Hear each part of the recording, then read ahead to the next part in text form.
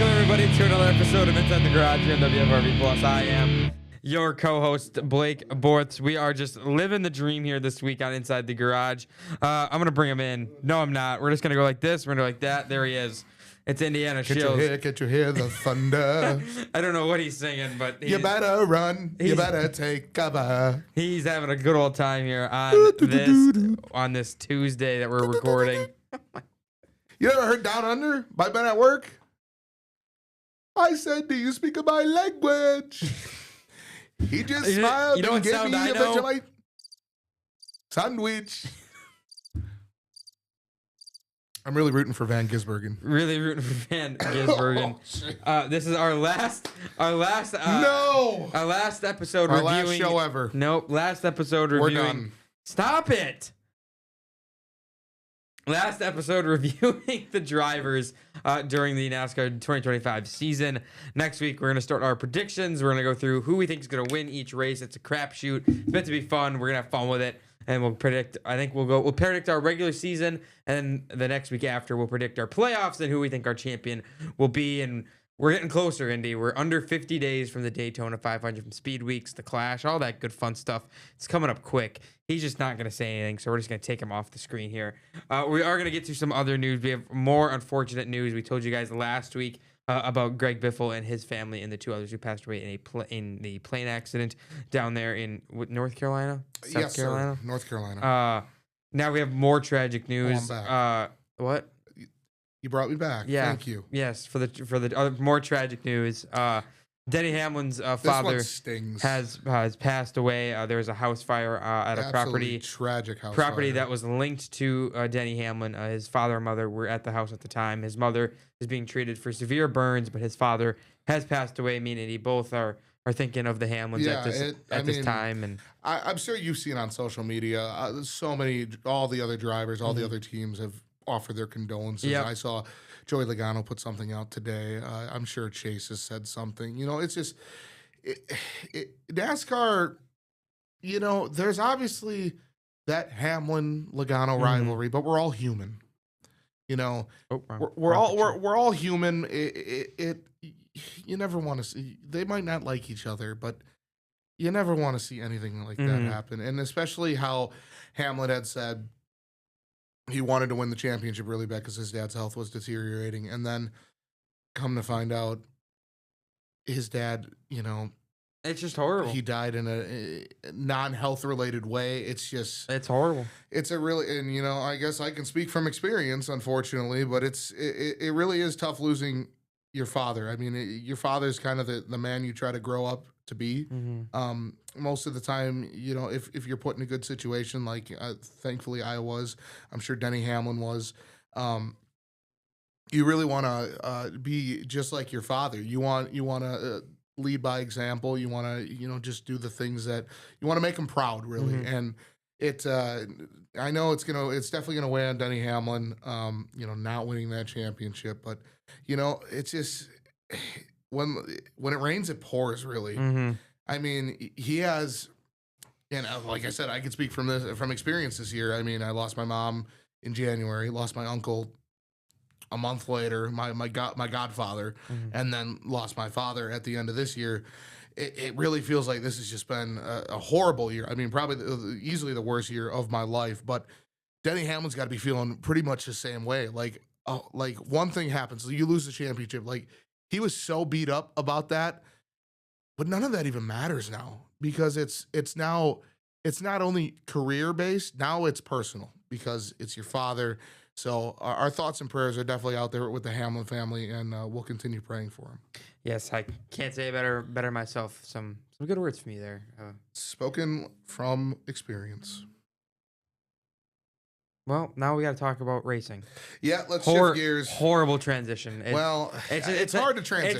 It's so hard, but we're good. We're gonna make it happen. We'll make it happen. Christopher Bell. We are in the final 5 drivers. That means we have Christopher Bell. I think I took him every week. And then we have the championship 4 from this past season. So we're going to jump right in it. Just like Indy said, we're going to get started with Christopher Bell. I'll be on my phone looking at stats. Yep, I'm looking at the computer. I don't have papers. Hey, don't yell at me. I'm talking to the viewers. I'm talking to you, Lakeman.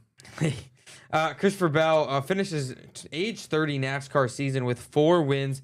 Most notably, he won 3 in a row. He won races 2 through 5 to start the season. 13 top 5s, 22 top 10s, 1 pole. He led 282 laps. He had an average start of 12th, an average finish of 12th.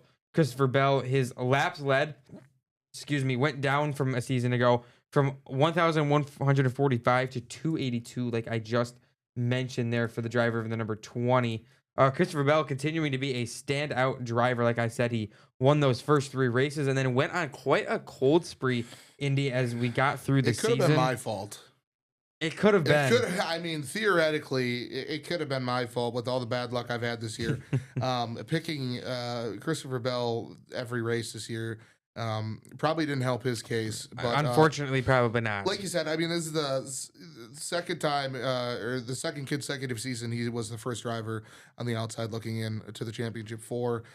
He needed to beat Kyle Larson at Martinsville, but Larson, he was very dominant. Yep. I mean, he ran inside the top 5 all day. But Bell did have an 11th place finish at Phoenix at the season finale. That pretty much solidifies his solidified his 4th consecutive season inside the top 5 of driver standings. You got to be really impressed with Christopher Bell so far in his NASCAR career. He's been very well, and I take quite note of his postseason performance. Christopher Bell backed up a 29th place finish to open the round at Darlington with the 7th at Gateway. He won Bristol, then had a 6th, 3rd, 8th, 7th. How that doesn't get you into the championship 4 is quite remarkable. And the format. He finished 2nd in the overall point standings at the end of it with no point.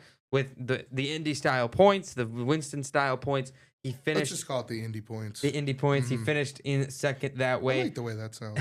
But no, Christopher Bell is continuing to be a shining light in this sport. He is going to be Joe Gibbs' #1 driver once Denny Hamlin does retire. He's also $1 million richer. He did win the All-Star race. So Christopher Bell, I feel like we don't even need to really elaborate on this 20 season just with how hot he was. We acknowledge the summer slump, but in this season format, you don't need to. You can have a summer slump, but you just get that win. He had 3 of them to start the year. I give Christopher Bell an A. I feel like next step is to win a title for this 20 team. Yep. He continues to be a dominant force. You said it. He was finished. He was on the doorstep last year. Yeah. Tried to do a Ross Chastain, didn't work last year. Compare it now this year. Just. Yep. The way the cookie crumbles sometimes. Yeah, but unfortunately with the system. It's just crazy to me. A 3rd, 8th, and a 7th in a round, and he doesn't get in. It's tough. Tough rounds there for Christopher Bell. I'll give him an A as well. They'll give him an A. We're going to move now. We're going to transition over to the driver of the 24. William Byron finished 4th, the worst out of all of the championship 4 drivers, His age 27 season, 3 wins, 11 top 5s, 16 top 10s, 3 poles. Career high in laps led with over 1,300. He had an average start of 9th, an average finish of 14th. A little shocking to think of it that way. Byron, less top 5s, less top 10s. I mean, how do you back up 21 top 10s and 13 top 5s? You really can't. No, right. You go through his season. Obviously, he was a Daytona 500 winner. Byron also won. Took a while after the 500. He won at Iowa.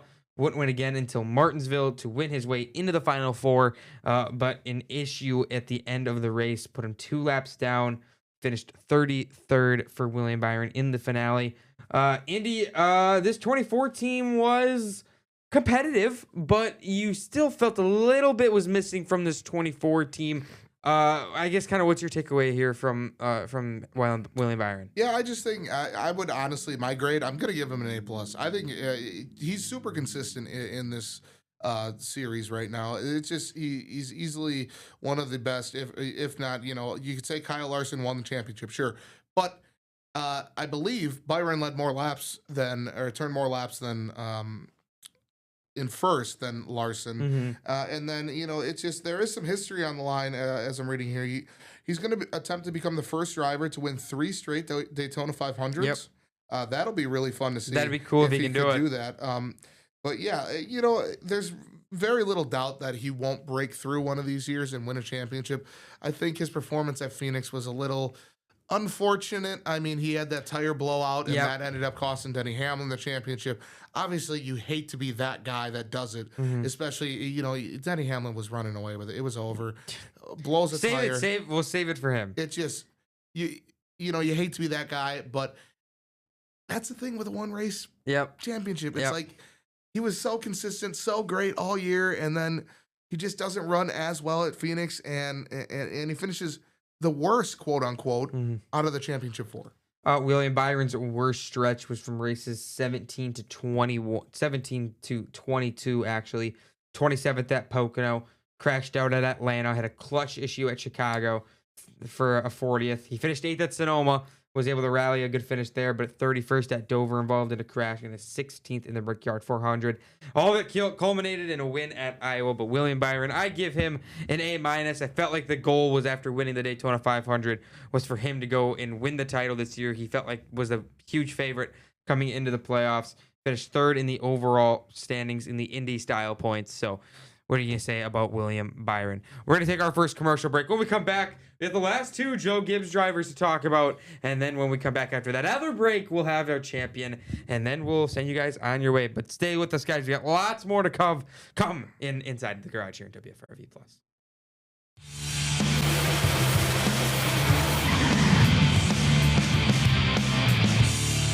Making our way over to the driver of the number 19 in his first season in Joe Gibbs Racing. It is Chase Briscoe.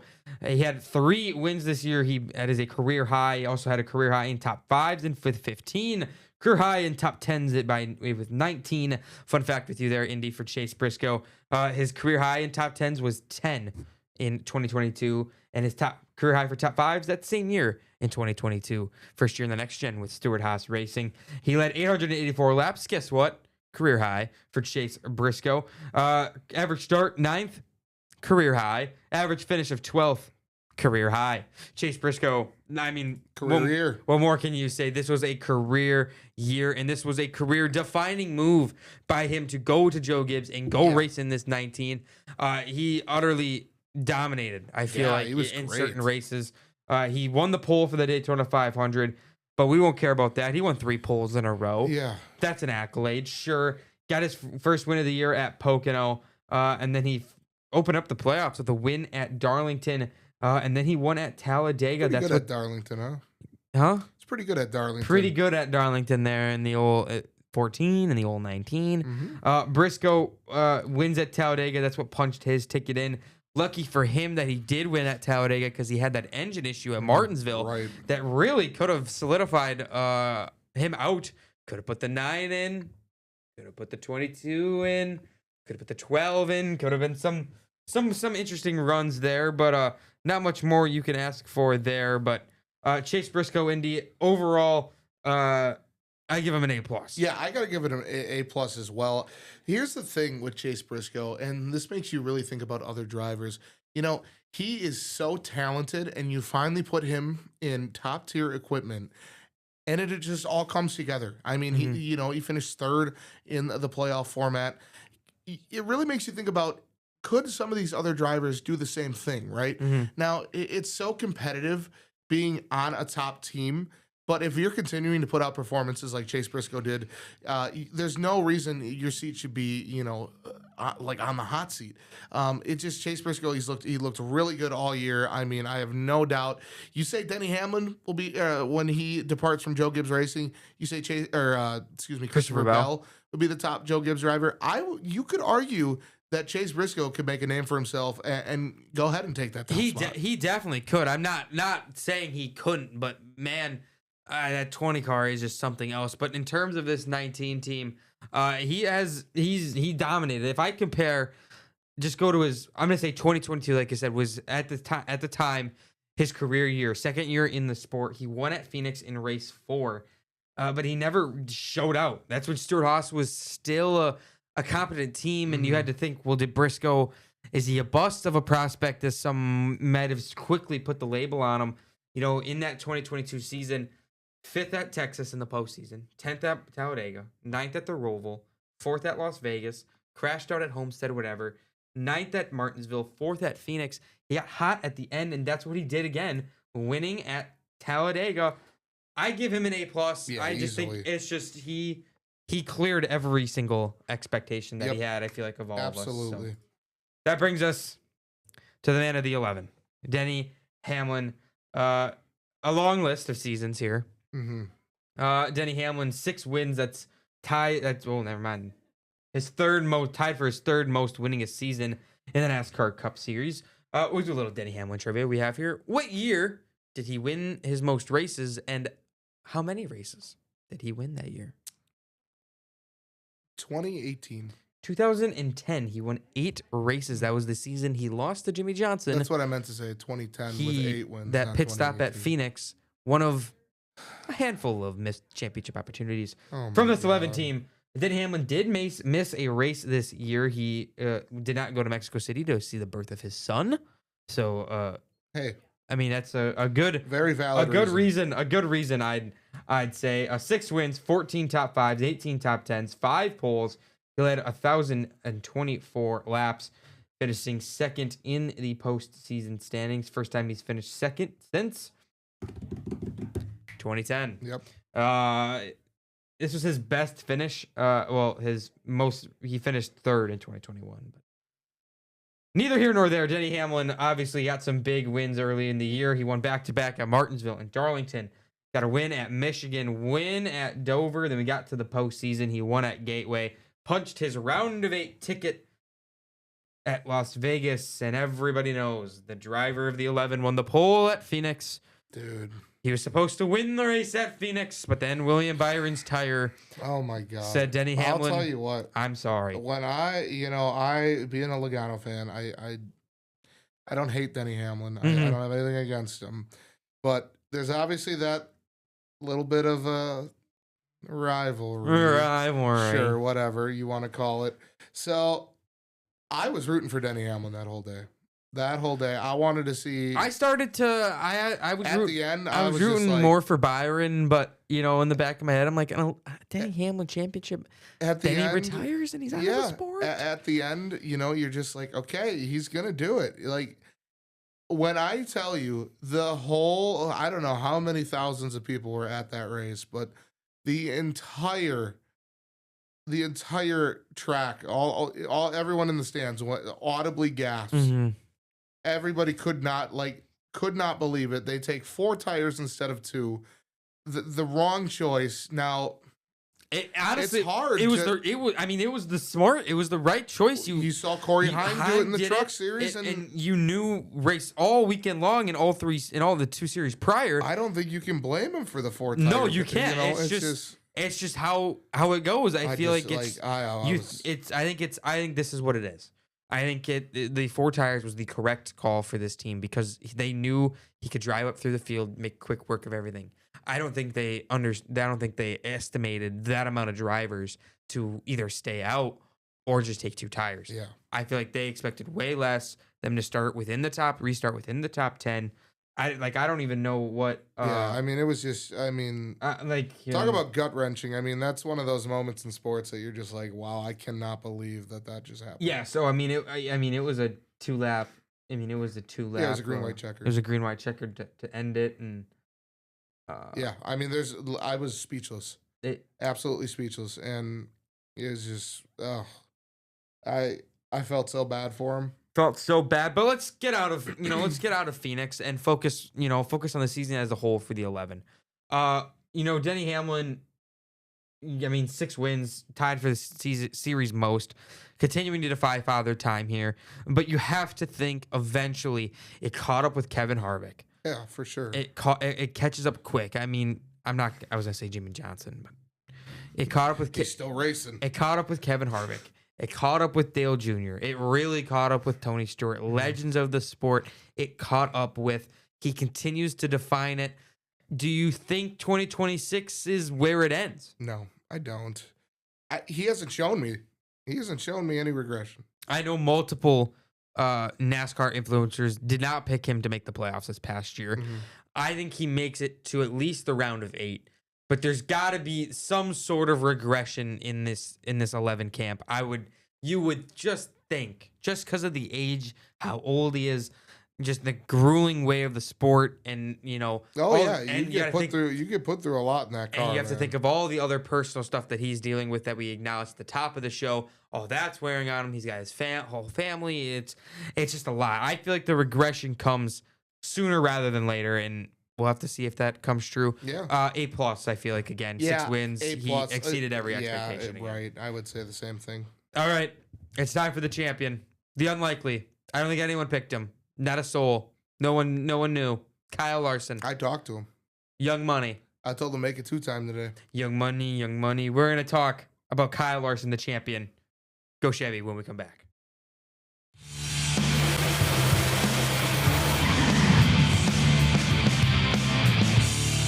A 2-time champion was crowned this fall, and his name is Young Money. Oh, Kyle Larson. Whoa! We wanted to rev the tires for the Vroom, champ. vroom. Kyle Larson wins the championship. 3 wins, 15 top 5s, 22 top 10s, 1 pole, led over 1,106 laps, an 11th average start, 13th average finish.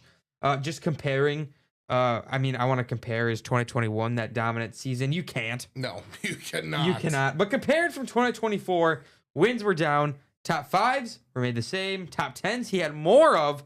4 less poles, but nobody cares about that. Kyle Larson back on the Rocky Mountain top in the sport of NASCAR. Got his first win of the year at Homestead, won at Bristol, and then he won at Kansas, and he didn't sniff victory lane since. He got second at the Brickyard. Kyle Larson made it through somehow, some way, into the Final Four with a 2nd, 26th, and 5th. Yeah, He was consistent when it mattered most. that's true. A 19th at Darlington. The playoff points, put Kyle Larson in where he needed to be. Kyle Larson, he had the 3rd most stage points with 297. You got to admit that helped him. Absolutely. You know what else helped him? The 32 playoff points he accrued Absolutely. through the season Absolutely. is what carried him there to be able to beat Christopher Bell in get in. I mean, he was I feel like the least picked one. It was Hamlin. Yeah. It was people picked Briscoe. I picked Briscoe. Yeah. I went like over 30 to end the season. I can't wait for us to start with a clean slate and see you pick Christopher Bell now and Connor Zilic. Now he's in the Cup Series. Yeah, you're in trouble. We're in trouble, guys. I'm in trouble. Wow. Who did Indy pick? Who did It's Indy either pick? Bell or Zilic. Bell or Zilic. Maybe Yeah. it needs to be Kyle Larson. I just Yeah. feel like there's not much to talk about when you win the championship. It's In the another way it it's an happened. A+ season overall. Again, you win the title. Larson now a 2-time champion. I'm not giving him an A+. I'm upset he's spaghetti. I won't. Chase Elliott should be a 2-time champion. I'll give him an A. Ross Chastain is the reason Chase Elliott didn't win the 2022 title. Changed my mind. I like that guy in that meme. I've been sitting at that table, feet up in the air with that the big sign in front. Changed my mind.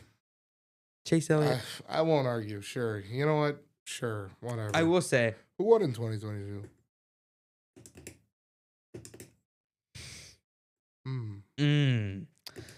yeah, well, now he's bald. Bald. What's wrong with that? He's bald. That means he's more aerodynamic. So that's our driver wrap up.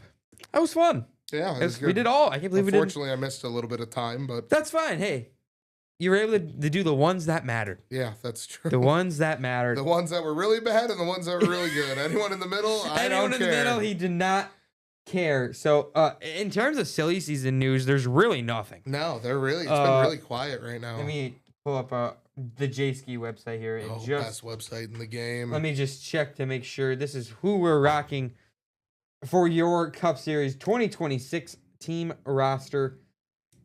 Ross Chastain, Austin Cindric, Austin Dillon, Noah Gragson, Kyle Larson, Brad Keselowski, Daniel. Brad. We got to talk about Brad. Oh, Brad Keselowski. Well, He broke his leg. Daniel Suarez is driving the 7 for Spire Motorsports. That'll be interesting. Kyle That'll be Busch weird. That'll remains- get a little used to. Kyle Busch is in the 8. Elliott in the 9.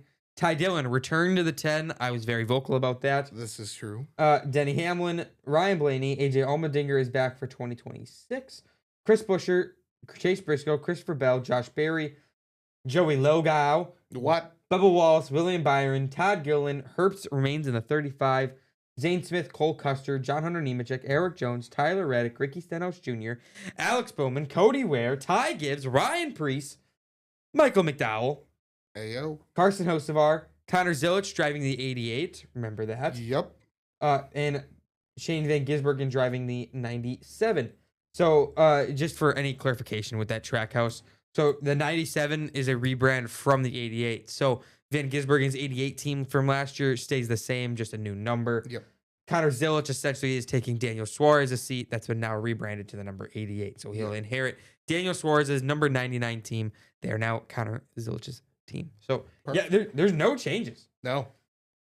Just a couple with Suarez and Zilic. I just want to see if there is a Does Corey Heim have a ride yet? no. That's ridiculous. I just want to see if there is a Daytona 500 entry list yet. I know probably not, but I know some of the rumored ones are the 44, I believe, is making it. Johnson's running they again. usually run- yeah. So a handful of We're gonna opens. get Junior Motorsports again. They're in. Perfect. Junior Motorsports is in. Justin Allgaier running again, and another That's what I like to hear. Travelers whiskey. Oh, that car was awesome. You're as smooth. All right, so that'll do it for this episode of Inside the Garage here on WFRV Plus. That's Indiana Shills. I am gonna do Blake Bortz. If you guys miss any of our episodes here on Inside the Garage, make sure to head over to our Local 5 YouTube page.